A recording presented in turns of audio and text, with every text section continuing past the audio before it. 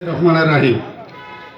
আজকে এই ভূমিহীনদের ঘর রক্ষার্থে বাড়িঘর রক্ষার্থে আজকে এই মানববন্ধন এবং প্রতিবাদ সভার সম্মানিত সভাপতি, আজকে মঞ্চে আজকে যারা উপস্থিত আছেন সমস্ত এই ভূমিহীন ভাইয়েরা, মা বোনেরা, সকলকে জানাই আমার সালাম, আসসালামু আলাইকুম রহমতুল্লাহ। আপনারা নিশ্চিত থাকেন বাংলাদেশ জাতীয়তাবাদী দল আমাদের নেতা জনাব তারেক রহমানের নির্দেশ, এই দেশে কোনো জনগণ তারা কখনো বাসস্থান হারা হবে না। তারা সকলেই এই দেশে জন্মস্থান, তাদেরকে এই দেশে বাসস্থান করে দেওয়ার দায়িত্ব আমাদের সরকারের।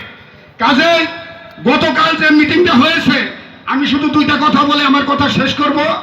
একজন নেতা বলেছেন বাঁশের লাঠি দিয়ে তাদেরকে প্রতিহত করা হবে, আরেকজন বলেছেন সিগনেচার করে তাদের কাছে এনে একটা স্বাক্ষর নিছে। এই দুইটার একটা উদ্দেশ্য আছে। একজন নেতা সে চাইতেছে বাঁশের লাঠিতে একটা উশৃঙ্খলতা বাঁচাইতে পারলে এই দেশে কেস মামলা হবে এবং সেই কেস মামলার ভয়টা সে কোর্টের থেকে লড়তে পারবে। আরেকজন চাইতেছে যে এইখানে স্বাক্ষর দিতে পারলে তার যে স্থাপনা এখানে আছে তাতে সম্পত্তি অবৈধভাবে যারা এখানে বসবাস করতেছে সেটা বৈধতার লক্ষ্যে সে কি করতে স্বাক্ষর নিয়ে সেটা কোর্টে প্রমাণ করবে যে না, আমি এখানে স্থায়ী এই সম্পত্তির মালিক আমি। কাজে ভাইয়েরা প্রতারিত হবেন না, এই ঘর উচ্ছেদ করতে পারবে না।